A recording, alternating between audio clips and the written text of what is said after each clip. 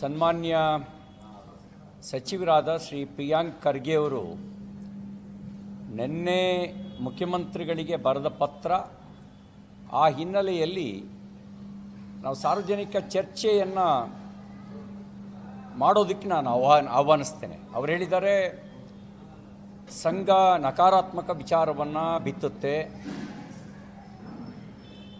ಗಲಭೆ ಹುಟ್ಟಾಕತ್ತೆ ಅಂತಕ್ಕಂಥ ಮಾತನ್ನು ಹೇಳಿದ್ದಾರೆ. 200 ವರ್ಷದ ಇತಿಹಾಸದಲ್ಲಿ ರಾಷ್ಟ್ರೀಯ ಸ್ವಯಂ ಸೇವಕ ಸಂಘದ ಸ್ವಯಂ ಸೇವಕರು ಭಯೋತ್ಪಾದನೆ ಮಾಡಿದಂಥ ಇತಿಹಾಸ ಇಲ್ಲ. ಸಮಾಜ ಪರಿವರ್ತನೆ ಮಾಡಿದ, ಆಪತ್ತಿನ ಸಂದರ್ಭದಲ್ಲಿ ನೆರವಿಗೆ ನಿಂತ ಸಾವಿರಾರು ಉದಾಹರಣೆಗಳಿದ್ದಾವೆ. ಅದು ಭೂಕಂಪ ಇರ್ಬೋದು, ಪ್ರವಾಹ ಇರ್ಬೋದು, ಯುದ್ಧದ ಪರಿಸ್ಥಿತಿ ಇರ್ಬೋದು, ಸಾಂಕ್ರಾಮಿಕ ರೋಗಗಳಿರ್ಬೋದು. ಈ ಎಲ್ಲ ಸಂದರ್ಭಗಳಲ್ಲಿ ಜಾತಿ ಮತ ಪಂಥದ ಭೇದವಿಲ್ಲದೆ ನೆರವಿಗೆ ನಿಂತ ನೂರಾರು ಉದಾಹರಣೆಗಳಿದ್ದಾವೆ. ಮತ್ತು ರಾಷ್ಟ್ರೀಯ ಸ್ವಯಂ ಸೇವಕ ಸಂಘದ ಪ್ರೇರಣೆಯಿಂದ ಸ್ಥಾಪನೆಗೊಂಡಂಥ ಸಂಘಟನೆಗಳು ಇವತ್ತು ಜನಮನ್ನಣೆಯನ್ನು ಗಳಿಸಿ ಜನಪ್ರೀತಿಗೆ ಪಾತ್ರವಾಗಿ ತನ್ನದೇ ಆದಂಥ ಒಂದು ಐಡೆಂಟಿಟಿಯನ್ನು ಬೆಳೆಸಿರೋದನ್ನು ನಾವು ನೋಡ್ಬೋದು. ಅಖಿಲ ಭಾರತೀಯ ವಿದ್ಯಾರ್ಥಿ ಪರಿಷತ್ ರಾಷ್ಟ್ರೀಯ ಸ್ವಯಂ ಸೇವಕ ಸಂಘದ ಪ್ರೇರಣೆಯಿಂದ ಹುಟ್ಟಿದ ಸಂಘಟನೆ. ಭಾರತೀಯ ಮಜ್ದೂರ್ ಸಂಘ BMS ಅದು ಕೂಡ ಸಂಘದ ಪ್ರೇರಣೆಯಿಂದ ಹುಟ್ಟಿದ ಸಂಘಟನೆ. ಭಾರತೀಯ ಜನಸಂಘ, ಭಾರತೀಯ ಜನತಾ ಪಾರ್ಟಿ ಸಂಘದ ಪ್ರೇರಣೆಯಿಂದ ಹುಟ್ಟಿದ ಸಂಘಟನೆ. ವಿಶ್ವ ಹಿಂದೂ ಪರಿಷತ್ ಅದು ನಿರ್ಣಯ ಮಾಡಿದ್ದೇನೆ, ನ ಹಿಂದೋ ಪತಿತೋ ಭವೇತ್, ಯಾವೊಬ್ಬ ಹಿಂದೂವು ಕೂಡ ಅವನು ಪತಿತ ಅಲ್ಲ ಅನ್ನುವಂಥ ಮಾತನ್ನು ಹೇಳಿದ್ದು ಮಾತ್ರ ಅಲ್ಲ, ಹಿಂದೋ ಸೋದರ ಸರ್ವೇ, ಪ್ರತಿ ಹಿಂದೂಗಳು ಸೋದರ ಸಮಾನರು ಅನ್ನುವಂಥ ಭಾವೈಕ್ಯತೆಯ ಸಂದೇಶವನ್ನು VHP ಸಾರ್ತು. ಹೀಗೆ ಮಾತ್ರ ಅಲ್ಲ, ಸೇವಾ ಭಾರತಿ ಅಂತ ಸಂಘಟನೆಗಳು, ವಿದ್ಯಾಭಾರತಿ ಅಂತ ಸಂಘಟನೆಗಳು ಸಮಾಜಕ್ಕೆ ತನ್ನದೇ ಆಗಿರ್ತಕ್ಕಂಥ ಸಕಾರಾತ್ಮಕ ಕೊಡುಗೆಗಳನ್ನು ಕೊಡ್ತಾ ಇದ್ದಾವೆ. ಹೀಗೆ ಸಕಾರಾತ್ಮಕ ಕೊಡುಗೆಗಳನ್ನು ಕೊಡ್ತಿರುವ ಸಂಘಟನೆಗಳನ್ನು ನೀವು ನಕಾರಾತ್ಮಕ ಅಂತ ಹೇಳೋದೇ ನಿಮ್ಮ ಮನಸ್ಸಿನ ನಕಾರಾತ್ಮಕ ಧೋರಣೆಯನ್ನು ಪ್ರತಿಬಿಂಬಿಸುತ್ತೆ.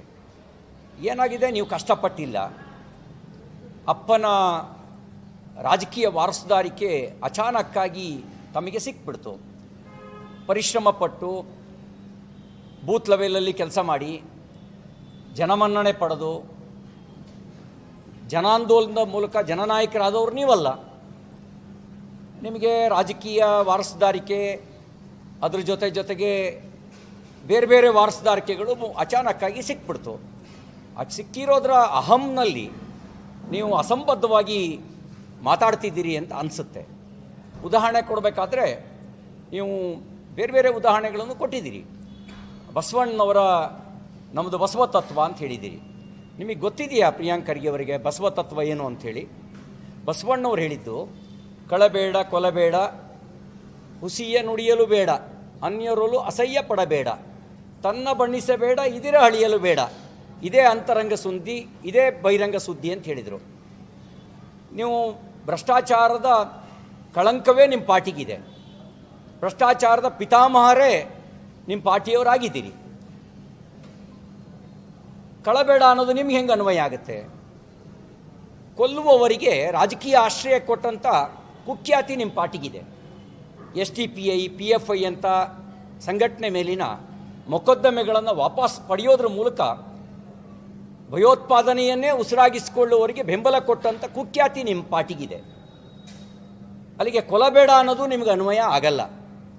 ಅಷ್ಟು ಮಾತ್ರ ಅಲ್ಲ, ಕಾಶ್ಮೀರದಲ್ಲಿ ಭಯೋತ್ಪಾದನೆ ಬೆಳೆಯೋದಕ್ಕೆ, ಪಂಜಾಬ್ನಲ್ಲಿ ಭಿಂದ್ರನ್ವಾಲೆಯನ್ನು ಬೆಳೆಸೋದಕ್ಕೆ ಯಾರು ಕಾರಣ ಅನ್ನೋದನ್ನು ಐತಿಹಾಸಿಕ ಘಟನೆಗಳನ್ನು ಅವಲೋಕಿಸಿದ್ರೆ ಸಾಕು, ಅದಕ್ಕೆ ಕಾಂಗ್ರೆಸ್ನ ಕರಾಳ ಮುಖದ ಅನಾವರಣ ಆಗುತ್ತೆ. ಅಷ್ಟು ಮಾತ್ರ ಅಲ್ಲ, ಪಾರ್ಲಿಮೆಂಟ್ ಮೇಲೆ ದಾಳಿ ಮಾಡಿದವ್ರನ್ನ ಅವ್ರ ಪರವಾಗಿ ಸಿಂಪತಿ ವ್ಯಕ್ತಪಡಿಸಿದ ಕುಖ್ಯಾತಿಯು ನಿಮ್ಮ ಪಾರ್ಟಿಯ ಹೆಗಲ ಮೇಲೇ ಇದೆ. ಇದಿಷ್ಟು ಮಾತ್ರ ಸಾಲದು ಅಂಥೇಳಿ ಕುಕ್ಕರ್ ಬಾಂಬ್ ಹಾಕಿದವ್ರನ್ನ ಬ್ರದರ್ಸ್ ಅಂದವರು, ಅಂಥವರಿಗೆ ಕುಮ್ಮಕ್ಕೆ ಕೊಡ್ತಕ್ಕಂಥವ್ರು, ಗೋಹತ್ಯೆ ಗೋ ಹಿಂಸೆ ಅದನ್ನು ನೋಡಿಕೊಂಡು ಓಟಿನ ಆಸೆಗೋಸ್ಕರ ಮೌನವಾಗಿರ್ತಕ್ಕಂಥವ್ರು. ಅಷ್ಟು ಮಾತ್ರ ಅಲ್ಲ, ವಿಧಾನಸೌಧದಲ್ಲೇ ಪಾಕಿಸ್ತಾನ ಜಿಂದಾಬಾದ್ ಅಂತ ಘೋಷಣೆ ಕೂಗಿದವ್ರನ್ನ ಸಮರ್ಥಿಸ್ತಕ್ಕಂಥ ನೀಚತನದ ರಾಜಕಾರಣದ ಇತಿಹಾಸವೂ ಕೂಡ ಕಾಂಗ್ರೆಸ್ ಪಾರ್ಟಿಯ ಇತಿಹಾಸದಲ್ಲೇ ಇದೆ. ಹಾಗಾಗಿ ನಿಮಗೆ ಕಳಬೇಡ ಕೊಲಬೇಡ, ಹುಸಿಯ ನುಡಿಯಲು ಬೇಡ, ಇದು ಕೂಡ ನಿಮಗೆ ಅನ್ವಯ ಆಗಲ್ಲ. ಯಾಕೆ ಅಂದರೆ ಮಾತೆತ್ತಿದ್ರೆ ಸುಳ್ಳೇ ಹೇಳ್ಕೊಂಡು ರಾಜಕಾರಣ ಮಾಡ್ತಕ್ಕಂಥ ಒಂದು ಮನೋಭಾವನೆ ನಿಮ್ಮ ಪಕ್ಷದ್ದು. ಯಾಕೆಂದರೆ ಮಹಾತ್ಮ ಗಾಂಧಿಯವರ ಹತ್ಯೆಗೂ ರಾಷ್ಟ್ರೀಯ ಸ್ವಯಂ ಸೇವಕ ಸಂಘಕ್ಕೂ ಸಂಬಂಧ ಇಲ್ಲ ಅಂಥೇಳಿ ಅವತ್ತಿನ ಜವಾಹರ್ಲಾಲ್ ನೆಹರು ನೇತೃತ್ವದ ಸರ್ಕಾರವೇ ರಚಿಸಿದ ವಿವಿಧ ಕಮಿಟಿ ಮತ್ತು ಆಯೋಗಗಳು ಹೇಳ್ತು. ಕಪೂರ್ ಆಯೋಗ ಏನು ಹೇಳ್ತು? ರಾಷ್ಟ್ರೀಯ ಸ್ವಯಂ ಸೇವಕ ಸಂಘಕ್ಕೂ ಗಾಂಧಿ ಹತ್ಯೆಗೂ ಸಂಬಂಧ ಇಲ್ಲ ಅಂತ ಹೇಳಿ ಕಪೂರ್ ಆಯೋಗ ಹೇಳ್ತು. ಆದರೂ ಮತ್ತೆ ಮತ್ತೆ ಮತ್ತೆ ಮತ್ತೆ ಗಾಂಧಿ ಹತ್ಯೆ ಮಾಡಿದವರು ಅಂತ ಸುಳ್ಳು ಹೇಳ್ತೀರಿ ಅಂದರೆ ಹುಸಿಯ ನುಡಿಯಲು ಬೇಡ ಅನ್ನೋದು ಕೂಡ ನಿಮ್ಮ ಪಾರ್ಟಿಗೆ ಅನ್ವಯ ಆಗೋದಿಲ್ಲ. ಸುಳ್ಳೇ ನಿಮ್ಮ ಬಾಯಿಂದ ಉದುರ್ತಕ್ಕಂಥದ್ದು, ನಿಮ್ಮ ಪಾರ್ಟಿಯ ಬಾಯಿಂದ ಉದುರ್ತಕ್ಕಂಥದ್ದು. ಇನ್ನು ಸರ್ವಾಧಿಕಾರಿ, ಯಾರು ಸರ್ವಾಧಿಕಾರಿ? ತುರ್ತು ಪರಿಸ್ಥಿತಿ ಹೇರಿದ ದಾಖಲೆ ಯಾರಿಗಿದೆ? ನಿಮ್ಮ ಪಾರ್ಟಿಗೆ ಇರೋದು ತುರ್ತು ಪರಿಸ್ಥಿತಿ ಹೇರಿದ ದಾಖಲೆ. ಸಂವಿಧಾನದ ಆಶಯಗಳನ್ನು ಮಾತ್ರ ಅಲ್ಲ, ಸಾಂವಿಧಾನಿಕ ಹಕ್ಕುಗಳನ್ನು ಕೂಡ ನೀವು ನಿಮ್ಮ ಪಾರ್ಟಿ ಮೊಟಕು ಮಾಡಿ ಪ್ರಜಾಪ್ರಭುತ್ವದ ದಮನ ಮಾಡಿ ರಾಜಕೀಯ ನಾಯಕರುಗಳನ್ನೆಲ್ಲ ಜೈಲಿಗೆ ತಳ್ಳಿ ಸರ್ವಾಧಿಕಾರಿಯಾಗಿ ಮೆರೆದವರು ನಿಮ್ಮ ಪಾರ್ಟಿಯವರು. ಅದು ಮರ್ತು ಬಿಟ್ಟಿದ್ದೀರಾ ನೀವು? ಸರ್ವಾಧಿಕಾರಿ ಅನ್ನೋದು ಕೂಡ ನಿಮ್ಮ ಪಾರ್ಟಿಗೆ ಅಪ್ಲೈ ಆಗ್ತಕ್ಕಂಥ ಸಂಗತಿ. ಸನ್ಮಾನ್ಯ ಪ್ರಿಯಾಂಕ್ ಖರ್ಗೆ ಅವರೇ, ಇದನ್ನೆಲ್ಲ ತಿಳಿದು ನೀವು ಮಾತಾಡಿ. ಇಷ್ಟರ ಮೇಲೆ ಒಂದು ಮಾತು ಹೇಳಲಿಕ್ಕೆ ಬಯಸ್ತೇನೆ. ಬ್ಯಾನ್ ಮಾಡಿದಾಗಲೆಲ್ಲ ತನ್ನ ಸಾಮರ್ಥ್ಯವನ್ನು ಹೆಚ್ಚು ಮಾಡಿಕೊಂಡಿದೆ ರಾಷ್ಟ್ರೀಯ ಸ್ವಯಂ ಸೇವಕ ಸಂಘ. 48ರಲ್ಲಿ ಬ್ಯಾನ್ ಮಾಡಿದ್ರಿ, ತನ್ನ ಸಾಮರ್ಥ್ಯವನ್ನು ಹೆಚ್ಚು ಮಾಡಿಕೊಳ್ತು. 75ರಲ್ಲಿ ಬ್ಯಾನ್ ಮಾಡಿದ್ರಿ, ನಿಮ್ಮ ಸರ್ಕಾರವನ್ನೇ ಕಿತ್ತೋಗಿತ್ತು. ಸರ್ವಾಧಿಕಾರಿ ಇಂದಿರಾ ಗಾಂಧಿ ಸೋತು ಮೂಲೆ ಸೇರಿ ಇನ್ನು ಸಾಕು ನನಗೆ RSS ಸವಾಸ ಅಂತ ಅನ್ನುವ ಸ್ಥಿತಿಗೆ ಬಂದು ರಾಜಿ ಮಾಡ್ಕೊಳ್ಬೇಕಾದಂಥ ಪರಿಸ್ಥಿತಿ ಬಂತು. 92ರಲ್ಲಿ ಬ್ಯಾನ್ ಮಾಡಿದ್ರಿ, 96ರ ನಂತರ ನಿಮ್ಮ ಸರ್ಕಾರಕ್ಕೆ ಮೆಜಾರಿಟಿಯೇ ಬರಲಿಲ್ಲ. 96ರ ನಂತರ ನಿಮ್ಮ ಸರ್ಕಾರಕ್ಕೆ ಮೆಜಾರಿಟಿಯೇ ಬರಲಿಲ್ಲ. ಹಾಗೆಯೇ ಕರ್ನಾಟಕದಲ್ಲಿ ಇದೇ ಕೊನೆ ಅಂತ ಕಾಣುತ್ತೆ. ನೀವು ಮಂತ್ರಿ ಆಗೋದು ಇದೇ ಕೊನೆ, ಏನೇನು ಮೆರೀರಿ. ನಿಮ್ಮ ಪಕ್ಷ ಅಧಿಕಾರಕ್ಕೆ ಬರೋದು ಇದೇ ಕೊನೆ, ಇನ್ನು ಯಾವತ್ತೂ ನಿಮ್ಮ ಪಕ್ಷ ಅಧಿಕಾರಕ್ಕೆ ಬರೋದಿಲ್ಲ. ನಿಮ್ಮ ಒಡೆದಾಳ್ತಕ್ಕಂಥ ರಾಜಕೀಯ ನೀತಿ ಜನ ಬೇಸತ್ತಿದ್ದಾರೆ. ಇವತ್ತು ಎಲೆಕ್ಷನ್ ಆದರೂ ನೀವು ಚಾಲೆಂಜ್ ಮಾಡ್ತೀನಿ ನಾನು ನಿಮಗೆ. ಇವತ್ತು ನೀವು ಡಿಸಾಲ್ವ್ ಮಾಡಿ, ತಾಕತ್ತಿದ್ರೆ ಡಿಸಾಲ್ವ್ ಮಾಡಿ ಬನ್ನಿ, ಅಜೆಂಡಾ ಇಟ್ಕೊಳ್ಳಿ. RSS ಬ್ಯಾನ್ ಅನ್ನೋದೇ ಅಜೆಂಡಾ ಇಟ್ಕೊಳ್ಳಿ. ನೀವು ಸೋಲ್ತೀರಿ, ನಿಮ್ಮ ಪಕ್ಷವೂ ಅಧಿಕಾರ ಕಳ್ಕೊಳ್ಳುತ್ತೆ. ನೀವು ಸೋತು ನಿಮ್ಮ ಪಕ್ಷವೂ ಅಧಿಕಾರ ಕಳ್ಕೊಳ್ಳುತ್ತೆ. ಈ ಚಾಲೆಂಜನ್ನು ಸ್ವೀಕಾರ ಮಾಡಿ. ಒಂದು ಟೆಸ್ಟ್ ಆಗೋಗ್ಬಿಡ್ಲಿ, ಅದೊಂದು ರೀತಿ ಟೆಸ್ಟ್ ಆಗೋಗ್ಬಿಡ್ಲಿ, ದೇಶಕ್ಕೆ ಒಂದು ಮೆಸೇಜ್ ಹೋಗಲಿ. ಆವಾಗ ನಿಮ್ಮ ಒಡೆದಾಳ್ತಕ್ಕಂಥ ರಾಜನೀತಿ ಏನು ಅನ್ನೋದು ಕೂಡ ಅರ್ಥ ಆಗುತ್ತೆ. ಇನ್ನು ಅಂಬೇಡ್ಕರ್ ವಿಚಾರನ ಬಳಸಿದ್ದೀರಿ. ಅಂಬೇಡ್ಕರ್ ಹೆಸರು ಹೇಳೋ ಯೋಗ್ಯತೆ ನಿಮ್ಮ ಪಾರ್ಟಿಗೆ ಇಲ್ಲವೇ ಇಲ್ಲ. ಯಾಕೆ ಅಂದರೆ ಅಂಬೇಡ್ಕರ್ ಅವ್ರನ್ನ ಬದುಕಿದ್ದಾಗ ಚುನಾವಣೆಯಲ್ಲಿ ಸೋಲಿಸಿ ಸತ್ತಾಗ ಅವರಿಗೆ ಅಪಮಾನ ಮಾಡಿದ ಕುಖ್ಯಾತಿಯೂ ಕೂಡ ನಿಮ್ಮ ಪಾರ್ಟಿಗೆ ಇದೆ.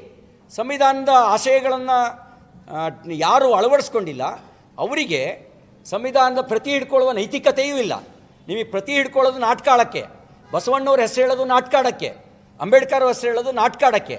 ಇನ್ನೊಂದು ಮಾತು ಹೇಳಿದ್ದೀರಿ, ಅವ್ರ ಮಕ್ಕಳು ಇವ್ರ ಮಕ್ಕಳು ಹೋಗ್ತಾರ ಅಂತ. ಸಾಮಾನ್ಯ ಸ್ವಯಂ ಸೇವಕರೇ ಅವರ ಜಾತಿ ಹಿನ್ನೆಲೆ ನೋಡಿದೆ, ಅವರ ಅಧಿಕಾರದ ಹಿನ್ನೆಲೆ ನೋಡಿದೆ, ಅವರ ಹಣದ ಹಿನ್ನೆಲೆ ನೋಡದೆ ದೇಶದ ಪ್ರಧಾನಿ ಮಾಡಿದ್ದು, ಹಲವು ರಾಜ್ಯಗಳ ಮುಖ್ಯಮಂತ್ರಿ ಮಾಡಿದ್ದು ಸಾಮಾನ್ಯ ಸ್ವಯಂ ಸೇವಕರನ್ನ, ಸಾಮಾನ್ಯ ಕಾರ್ಯಕರ್ತರನ್ನೇ ನಮ್ಮ ಪಾರ್ಟಿ. ನಿಮ್ಮ ಪಾರ್ಟಿಯಲ್ಲಿ ನೀವೇನು ಸಾಮಾನ್ಯ ಕಾರ್ಯಕರ್ತರಲ್ಲ. ನೀವು ಸಾಮಾನ್ಯ ಕಾರ್ಯಕರ್ತರ ಅಧಿಕಾರವನ್ನು ಕಬಳಿಸಿದವರು. ನೀವು ಸಾಮಾನ್ಯ ಕಾರ್ಯಕರ್ತರ ಅಧಿಕಾರವನ್ನು ಕಬಳಿಸಿದವರು ನೀವು. ಹಾಗಾಗಿ ನಿಮಗೆ ಆ ಸಂಘದ ಬಗ್ಗೆ ಮಾತಾಡ್ತಕ್ಕಂಥ ಯಾವುದೇ ನೈತಿಕತೆ ಇಲ್ಲ ಅಂತಕ್ಕಂಥ ಮಾತನ್ನು ಹೇಳಿಕ್ಕೆ ಬಯಸ್ತೇನೆ. ಅಂಬೇಡ್ಕರ್ ಅವರು ಸಂವಿಧಾನ ರಚನಾ ಸಂದರ್ಭದಲ್ಲಿ ಚರ್ಚೆ ಮಾಡಿರೋದು ಎಡಪಂಥೀಯ ವಿಚಾರಧಾರೆಯ ಬಗ್ಗೆ, ಮತಾಂಧತೆಯ ಬಗ್ಗೆ. ಥಾಟ್ಸ್ ಆಫ್ ಪಾಕಿಸ್ತಾನ್ನಲ್ಲಿ ಎಳೆಯಾಗಿ ಬರೆದಿರ್ತಕ್ಕಂಥದ್ದು ಇಸ್ಲಾಂ ಮತಾಂಧತೆಯ ಬಗ್ಗೆ ಬರೆದಿರೋದು. ಆಗ ನೋಡಿ ನಿಮ್ಗೆ ಅಂಬೇಡ್ಕರ್ರ ಹೆಸರು ಹೇಳುವ ನೈತಿಕತೆ ಇರಬೇಕು ಅಂದರೆ ಇಸ್ಲಾಂ ಮತಾಂಧತೆ ಬಗ್ಗೆ ನೀವು ಧ್ವನಿ ಎತ್ತಿದ್ರಿ. ಒಂದು ದಿನವೂ ಇಸ್ಲಾಂ ಮತಾಂಧತೆಯ ಬಗ್ಗೆ ಮಾತಾಡದೇ ಇರತಕ್ಕಂಥ ನಿಮಗೆ ಅದು ಯಾವುದೇ ನೈತಿಕತೆ ಇಲ್ಲ ಅನ್ನೋದು ಇದು ತೋರಿಸುತ್ತೆ. ಹಾಗಾಗಿ ನೀವೇನು ಇತಿಹಾಸ ಏನು ಹೇಳಿದ್ದೀರಲ್ಲ, ಇತಿಹಾಸದ ಬಗ್ಗೆ ಹೇಳೋಕೆ ಹೋದರೂ ಕೂಡ ತುರ್ತು ಪರಿಸ್ಥಿತಿ ಹೇರಿದ ಇತಿಹಾಸವು ನಿಮ್ಮದೇ. ಸಾಂವಿಧಾನಿಕ ಸಂಸ್ಥೆಗಳನ್ನು ಅನುಮಾನಿಸಿದ ಮತ್ತು ಸಾಂವಿಧಾನಿಕ ಹುದ್ದೆಗಳನ್ನು ಅಪಮಾನಿಸಿದ ಇತಿಹಾಸವು ಕೂಡ ನಿಮಗೆ ಇರತಕ್ಕಂಥದ್ದು. ಜಾತಿ ಒಡೆದಾಳಿ ರಾಜಕಾರಣ ಮಾಡಿದ ಇತಿಹಾಸವೂ ಕೂಡ ನಿಮಗೆ ಇರತಕ್ಕಂಥದ್ದು. ಕೋಮುವಾದ ಮತ್ತು ಮತಾಂಧತೆಯನ್ನು ಮತ್ತು ಭಯೋತ್ಪಾದತೆಯನ್ನು ಬೆಳೆಸಿದಂಥ ಇತಿಹಾಸವೂ ಕೂಡ ನಿಮಗೇ ಇದೆ ಅಂತಕ್ಕಂಥ ಮಾತನ್ನು ಹೇಳಲಿಕ್ಕೆ ನಾನು ಈ ಸಂದರ್ಭದಲ್ಲಿ ಬಯಸ್ತೇನೆ. ಇನ್ನೊಂದು ಮಾತು ಹೇಳಿಕ್ಕೆ ಬಯಸ್ತೇನೆ, ನೀವು ಖರ್ಗೆಯವರೇ ಸ್ವಲ್ಪ ಕೇಳಿಸ್ಕೊಳ್ಳಿ. ಸೇವೆ ಎಂಬ ಯಜ್ಞದಲ್ಲಿ ಸಮಿದೆಯಂತೆ ಉರಿಯುವ ಧ್ಯೇಯ ಮಹಾಜಲದಿಯೊಳಗೆ ಸಲಿಲವಾಗಿ ಹರಿಯುವ ಉಚ್ಚ ನೀಚ ಭೇದವ ಅಳಿಸಿ ದೂರಗೊಳಿಸುತ್ತಾ ರೊಚ್ಚು ರೋಷ ನೀಗುತ್ತಾ ಬಂಧುಭಾವ ಬೆಳೆಸುವ ಅನ್ನುವ ಹಾಡನ್ನು ಸಂಘದ ಶಾಖೆಯಲ್ಲಿ ಸ್ವಯಂ ಸೇವಕರಿಗೆ ಕಲಿಸ್ಕೊಡ್ತು. ನಿಮ್ಮ ಕಾಂಗ್ರೆಸ್ ಯಾವತ್ತಾದರೂ ಇಂಥ ವಿಚಾರನ ಹೇಳ್ಕೊಟ್ಟಿದೆಯಾ? ಹುಟ್ಟಿನಿಂದಲೇ ಜಾತಿ ಹಣೆಪಟ್ಟಿ ಹಚ್ಚುತ್ತಾ ಮುಟ್ಟದೆ ಅಟ್ಟುವುದು ಸರಿಯೇ, ಅಂತರಿಕ್ಷಕ್ಕೆ ಅಡಿಯಿಟ್ಟ ನರನಿಂದು ಅಂತರವ ತೋರುವುದು ತರವೇ, ಪ್ರಾಣಿ ಪಕ್ಷಿಯೊಳಿರಿತು ಐಕ್ಯಮತ್ಯದ ಭಾವ ಸಣ್ಣಿರುವೆ ತರಿಸಿತ ಕಣ್ಣ, ಅಣು ಅಣುವ ಸೃಷ್ಟಿ ಮಾಡಿರಲು ಮಹಾದೇವ ಮತ್ತೇಕೆ ಅಸ್ಪೃಶ್ಯ ವರ್ಣ ಅಂಥೇಳಿ ಜಾತೀಯತೆ ಮತ್ತು ಅಸ್ಪೃಶ್ಯತೆ ವಿರುದ್ಧ ಸ್ವಯಂ ಸೇವಕರನ್ನು ಜಾಗೃತಗೊಳಿಸಿದಂಥ ಒಂದು ಖ್ಯಾತಿ ಸಂಘದ ಶಾಖೆಗಿದೆ. ನಿಮಗೆ ಇಂಥದ್ದು ಯಾವುದಾದ್ರು ಖ್ಯಾತಿ ಇದೆಯಾ? ನಿಮಗಿರೋದು ಬರೀ ಕುಖ್ಯಾತಿ ಮಾತ್ರ. ನಿಮಗಿರೋದು ಕುಖ್ಯಾತಿ ಮಾತ್ರ. ಆ ಕುಖ್ಯಾತಿಯನ್ನು ಮುಚ್ಚಾಕ್ಕೊಳ್ಳಿಕ್ಕೆ ಸಂಘದ ಸ್ವಯಂ ಸೇವಕರ ಮೇಲೆ ಆಪಾದನೆಯನ್ನು ಮಾಡ್ತಾಯಿದ್ದೀರಿ. ಬನ್ನಿ ಚರ್ಚೆಗೆ. ನೀವು 3 ಬಾರಿ ಬ್ಯಾನ್ ಮಾಡಿದಾಗಲೂ ಕೂಡ ನ್ಯಾಯಾಲಯವು ಉತ್ತರ ಕೊಟ್ಟಿದೆ, ಜನರು ಉತ್ತರ ಕೊಟ್ಟಿದ್ದಾರೆ. ನೀವೀಗಲೂ ಕೂಡ ಬನ್ನಿ ಚರ್ಚೆಗೆ. ಅಥವಾ ನಾವೇನಾದರೂ ಸಂಘವೇನಾದರೂ ಸಮಾಜಘಾತಕವಾಗಿ ರಾಷ್ಟ್ರಘಾತಕವಾಗಿ ವರ್ತನೆ ಮಾಡ್ತಿರುವಂಥ ಒಂದು ಘಟನೆ ಇದ್ರೂ ತೋರಿಸಿ. ನಿಮ್ಮದೇ ಸರ್ಕಾರ ಇದೆ, ಫೈಲ್ ಮಾಡಿ ಕೋರ್ಟಿಗೆ ಕೇಸ್ನ, ಫೈಲ್ ಮಾಡಿ ಕೋರ್ಟಿಗೆ ಕೇಸ್ನ. ಆಗ ಅಲ್ಲಿ ನೀವೇನು ಸಮರ್ಥನೆ ಮಾಡ್ಕೊಳ್ಳಿ. ಆವಾಗ ನಿಮ್ಮ ಸತ್ಯ ಏನು ಸುಳ್ಳೇನು ಅನ್ನೋದು ಅರ್ಥ ಆಗುತ್ತೆ. ಸತ್ಯದ ಹಾದಿಯಲ್ಲಿ ಹೋಗೋವನಿಗೆ 108 ವಿಘ್ನಗಳು ಬರ್ತವೆ. ಸಂಘ ಸತ್ಯದ ಹಾದಿಯಲ್ಲಿ ಹೋಗೋದನ್ನು ಬಿಡೋದಿಲ್ಲ, ಅದನ್ನು ಮುಂದುವರಿಸುತ್ತೆ. ಮತ್ತು ಬ್ಯಾನ್ ಮಾಡ್ತೀವಿ ಅಂತ ಹೇಳಿದ್ದು ನೀವು ಮೊದಲನೇವರು ಅಲ್ಲ. ಬಹುಶಃ ನಿಮ್ಮ ನಂತರವೂ ಕೆಲವರು ಮತ್ತೆ ಮುಂದುವರಿಸ್ಬೋದು. ಆ ಬ್ಯಾನ್ ಮಾಡ್ತೀವಿ ಅನ್ನೋರೆಲ್ಲ ಹೇಗೆ ಬದಲಾದರು ಅನ್ನೋದನ್ನು ನಿಮ್ಮ Jawaharlal Nehru I will crush Jana Sangh, I will crush RSS ಅಂತ ಹೇಳಿದರು. 63ರ ಗಣರಾಜ್ಯೋತ್ಸವದ ಪೆರೇಡ್ನಲ್ಲಿ ರಾಷ್ಟ್ರೀಯ ಸ್ವಯಂ ಸೇವಕ ಸಂಘಕ್ಕೆ ರಾಜಮನ್ನಣೆಯೊಂದಿಗೆ ಪೆರೇಡ್ನಲ್ಲಿ ಭಾಗವಹಿಸೋಕ್ಕೆ ಅವಕಾಶ ಕೊಟ್ಟರು. ಅವರು ಬದಲಾದರು. ಇಂದಿರಾ ಗಾಂಧಿ ಸಾಕಪ್ಪ ಸಾಕು RSS ಸವಾಸ, ನಾನು RSS ಒಂದಕ್ಕೆ ಕೈ ಹಾಕದೇ ಇದ್ದಿದ್ದರೆ ಅಧಿಕಾರ ಕಳ್ಕೊಳ್ತಿರಲಿಲ್ಲ ಅಂತ ಆಪ್ತರ ಜೊತೆಯಲ್ಲಿ ಅಲವತ್ತುಕೊಂಡ್ರು. ಅದು ಕೂಡ ಇತಿಹಾಸವೇ. ಇನ್ನು ಜಯಪ್ರಕಾಶ್ ನಾರಾಯಣರಿರ್ಬೋದು, ಸನ್ಮಾನ್ಯ ದೇವೇಗೌಡರಿರ್ಬೋದು, ಸಂಘದ ವೇದಿಕೆಗಳಿಗೆ ಬಂದು ಸಂಘದ ವಿಚಾರವನ್ನು ಕೊಂಡಾಡಿದರು. ಭಾಳ ನಿಮ್ಮ ತಂದೆಯವರು ಕೂಡ 2002ರಲ್ಲಿ ಸಮರಸತ ಸಂಗಮ ನಡೀತು ಇಲ್ಲಿ ಹೆಬ್ಬಾಳದ ಹತ್ರ.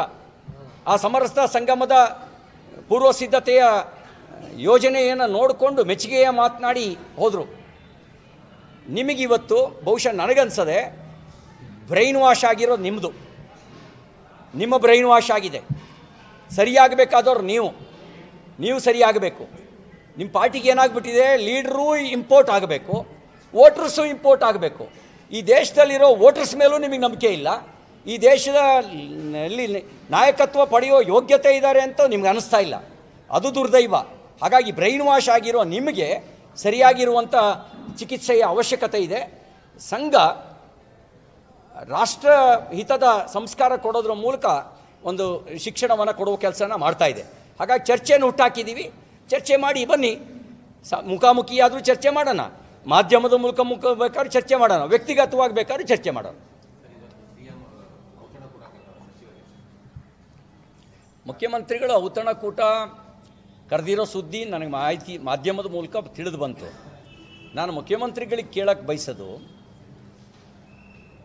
ನೀವು ಅಡ್ರೆಸ್ ಮಾಡಬೇಕಾಗಿದ್ದು ಗುತ್ತಿಗೆದಾರರ ಸಂಘದವರು 80% ಲಂಚದ ಬಗ್ಗೆ ಮಾತಾಡಿದಾರಲ್ಲ, ಅದನ್ನು ನೀವು ಕಳಕಳಿ ವ್ಯಕ್ತಪಡಿಸಬೇಕಾಗಿತ್ತು ಸಂವೇದನೆ ಇದ್ದಿದ್ರೆ. ಇದರಿಂದ ನಮ್ಮ ಪಕ್ಷಕ್ಕೆ, ನಮ್ಮ ಸರ್ಕಾರಕ್ಕೆ, ನಮ್ಮ ಸಂಪುಟಕ್ಕೆ ಕೆಟ್ಟ ಹೆಸರು ಬರ್ತಾ ಇದೆ, ಭ್ರಷ್ಟಾಚಾರ ಡಬಲ್ ಆಗಿದೆ, ಇದು ಅಪಮಾನ ಅಂತ ಅನಿಸ್ಬೇಕಾಗಿತ್ತು. ನೀವು ಹೆಲಿಕಾಪ್ಟ್ರಲ್ಲಿ ಹಾರಾಡಿ ಬಂದ್ರಿ, ಅತಿವೃಷ್ಟಿ ಸಮೀಕ್ಷೆ ಮಾಡಿ, ಕೆಳಗಿಳಿದು ರೈತರ ಕಷ್ಟ ಕೇಳಿದ್ರ? ಕೆಳಗಿಳಿದು ರೈತರ ಕಷ್ಟ ಕೇಳಿದರೆ ಅವ್ರ ಹತ್ತಿ ಬೆಳೆ ನಷ್ಟ ಆಗಿರೋದು, ತೊಗರಿ ಬೆಳೆ ನಷ್ಟ ಆಗಿರೋದು, ಸೋಯಾ ಬೆಳೆ ನಷ್ಟ ಆಗಿರೋದು, ಕಬ್ಬಿನ ಗದ್ದೆಗೆ ನೀರು ತುಂಬಿಕೊಂಡಿರೋದು, ತರಕಾರಿಗಳು, ತೋಟಗಾರಿಕೆ ಬೆಳೆಗಳು ನಷ್ಟ ಆಗಿರೋದು ಅರಿವಿಗೆ ಬರ್ತಾ ಇತ್ತು. ನೀವು ಬರೀ ಮೇಲೆ ಹಾರಾಟ ಮಾಡಿ ಬಂದ್ರಿ, ಕೆಳಗೆ ಏನು ಅಂತ ಕೇಳಲಿಲ್ಲ. ಇಷ್ಟು ಮಾತ್ರ ಅಲ್ಲ, ಪ್ರತಿನಿತ್ಯ ಅತ್ಯಾಚಾರ, ಕೊಲೆ ಇದಿಲ್ಲದೆ ಯಾವತ್ತಾದರೂ ಸುದ್ದಿ ಪೂರ್ಣ ಆಗಿದೆಯಾ? ಡ್ರಗ್ಸ್ ಮಾಫಿಯಾ, ಇದ್ರ ಬಗ್ಗೆ ನಿಮಗೆ ಸಂವೇದನೆ ಇರಬೇಕಾಗಿತ್ತು. ಇದ್ರ ಬಗ್ಗೆ ಸಂವೇದನೆ ಇಟ್ಕೊಂಡು ಸಭೆ ಮಾಡಿದರೆ ಅರ್ಥಪೂರ್ಣ ಆಗ್ತಿತ್ತು. ಈಗ ಕೆಲವ್ರನ್ನ ಸಮಾಧಾನ ಮಾಡೋಕ್ಕೆ ಔತಣಕೂಟವನ್ನು ಇಟ್ಟಿದ್ದೀರಿ. ಈ ಔತಣಕೂಟ ಅದು ಜನ ಸಂಕಷ್ಟದಲ್ಲಿದ್ದಾಗ ಸಂವೇದನೆ ಇಲ್ಲದೆ ಇದ್ದವರು ಮಾತ್ರ ಇಟ್ಕೊಳ್ಳೋದು. ಹಾಗಾಗಿ ನೋಡಿ, ರಾಜ್ಯ ರೈತರ ಆತ್ಮಹತ್ಯೆಯಲ್ಲಿ ನಂಬರ್ 2, ರೈತರ ಆತ್ಮಹತ್ಯೆಯಲ್ಲಿ. ಈಗ ರೈತರ ಕಷ್ಟಕ್ಕೆ ನಾವು ಸ್ಪಂದಿಸ್ತಾ ಇದ್ದರೆ ನಂಬರ್ 1 ಆಗ್ಬೋದು. ಅಂದರೆ ಇದು ನೀವು ಔತಣಕೂಟ ಇಟ್ಕೊಳ್ಳುವ ಸಮಯನ, ಸಂವೇದನೆ ಇದ್ದಿದ್ರೆ ಇವೆಲ್ಲ ಇಟ್ಕೊಳ್ತಿದ್ರಾ? ಸಂವೇದನೆ ಕಳ್ಕೊಂಡಿದ್ದೀರಿ. ಕೇವಲ ಅಧಿಕಾರ ಉಳಿಸ್ಕೊಳ್ಳೋಕೆ ಮಾತ್ರ ರಾಜಕೀಯ ತಾಲೀಮು ನಡೆಸ್ತಾ ಇದ್ದೀರಿ. ನಡೆಸಿ.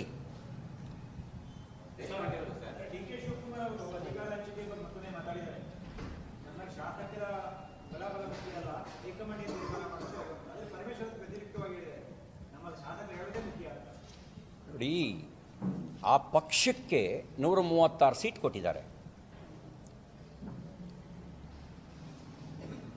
ಭ್ರಷ್ಟಾಚಾರ ನಡೆಸಿ ಅಂತ ಕೊಟ್ಟಿಲ್ಲ, ಲೂಟಿ ಹೊಡೀರಿ ಅಂತ ಕೊಟ್ಟಿಲ್ಲ, ದಬ್ಬಾಳಿಕೆ ಮಾಡಿ ಅಂತ ಕೊಟ್ಟಿಲ್ಲ, ಸರ್ವಾಧಿಕಾರಿಯಾಗಿ ಅಂತ ಕೊಟ್ಟಿಲ್ಲ. ಯಾರನ್ನು ಮುಖ್ಯಮಂತ್ರಿ ಮಾಡ್ತಾರೋ ನಮಗೆ ಸಂಬಂಧ ಇಲ್ಲ. ನಿಮ್ಮ ಪಕ್ಷ ಹೋಗ್ತಿರುವಂಥ ದಾರಿ ಅದು ಪ್ರಜಾಪ್ರಭುತ್ವಕ್ಕೆ ಸೂಕ್ತವಾದ ದಾರಿಯಲ್ಲ. ಉತ್ತಮ ಆಡಳಿತದ ಭರವಸೆ ಕೊಟ್ಟು ಭ್ರಷ್ಟಾಚಾರ ನಡೆಸ್ತಾ ಇದ್ದೀರಿ ನೀವು. ನಮ್ಮ ಚಿಂತೆ ಈ ಭ್ರಷ್ಟಾಚಾರದ ಬಗ್ಗೆ ಮಾತ್ರ.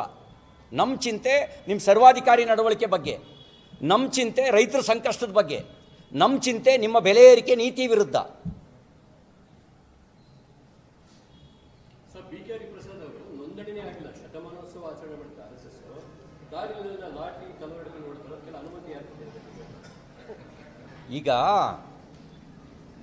ಕೆಲವರಿಗೆ ಏನಾಗ್ಬಿಟ್ಟಿದೆ, ಈಗ ಆ ಪಕ್ಷದ ನಾಯಕತ್ವ ವಿದೇಶದಿಂದ ಆಮದಾಗಿರೋದು, ಮತದಾರರು ಅವರು ಕೂಡ ವಿದೇಶದಿಂದ ಆಮದಾಗುವ ಮತದಾರರನ್ನೇ ಹೆಚ್ಚು ಪ್ರೋತ್ಸಾಹಿಸ್ತಾ ಇದ್ದಾರೆ. ಹಾಗಾಗಿ ಹೀಗೆಲ್ಲ ಮಾತಾಡಿದ್ರೆ ಕ್ಯಾಬಿನೆಟಲ್ಲಿ ಏನಾದ್ರು ಜಾಗ ಸಿಕ್ಕುತ್ತೇನೋ ಅಂತ ಹರಿಪ್ರಸಾದರು ಹಿಂಗೆ ಮಾತಾಡಿದ್ರೆ, ನಾನು ಸೋನಿಯಾ ಗಾಂಧಿ ಅವರ ಅಟೆನ್ಷನನ್ನು ಡ್ರಾ ಮಾಡ್ಬೋದು, ಅಟೆನ್ಷನ್ನ ಡ್ರಾ ಮಾಡಿ ನನಗೂ ಏನಾದ್ರು ಸಂಪುಟದಲ್ಲಿ ಜಾಗ ಸಿಗ್ಬೋದು ಅಂತ ಅವರು ತಾಲೀಮು ನಡೆಸ್ತಾ ಇದ್ದಾರೆ. ಕೆಲವರು ಅಧಿಕಾರ ಉಳಿಸ್ಕೊಳ್ಳೋಕ್ಕೆ RSSನ ಟೀಕೆ ಮಾಡುವ ತಾಲೀಮು ನಡೆಸ್ತಾ ಇದ್ದರೆ, ಕೆಲವರು ಅಧಿಕಾರವನ್ನು ಪಡ್ಕೊಳ್ಳೋಕ್ಕೆ ತಾಲೀಮು ಮಾಡ್ತಾ ಇದ್ದಾರೆ. ಬಿ ಕೆ ಹರಿಪ್ರಸಾದರು ಅಧಿಕಾರವನ್ನು ಪಡ್ಕೊಳ್ಳೋಕ್ಕೆ ನಡೆಸ್ತಿರುವಂಥ ತಾಲೀಮು.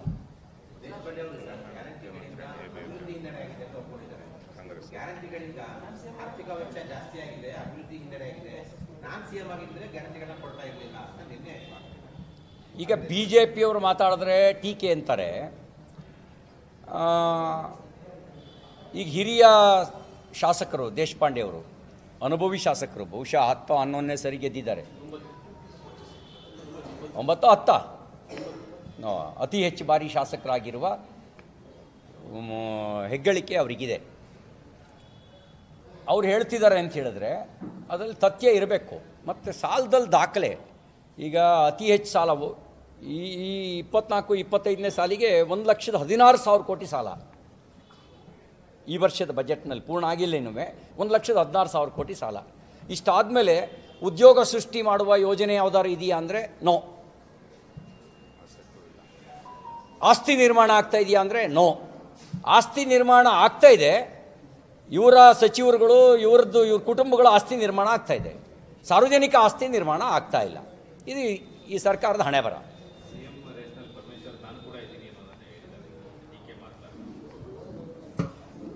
ನಾನು ಹೇಳಿದ್ನಲ್ಲ, ಮುಖ್ಯಮಂತ್ರಿ ಸಿದ್ದರಾಮಯ್ಯನವ್ರನ್ನ ಕೂರಿಸ್ಕೊಂಡು ನಾನು ಸಿ ಎಮ್ ಅನ್ನೋದೇ ಆ ಸ್ಥಾನಕ್ಕೆ ಅಪಮಾನ. ನಿಜವಾಗ್ಲೂ ಸ್ವಾಭಿಮಾನಿ ಇದ್ದಿದ್ದರೆ ಒಂದು ಕ್ಷಣನೂ ತಡಿತಿರಲಿಲ್ಲ ಸ್ವಾಭಿಮಾನಿ ಇದ್ದವರು.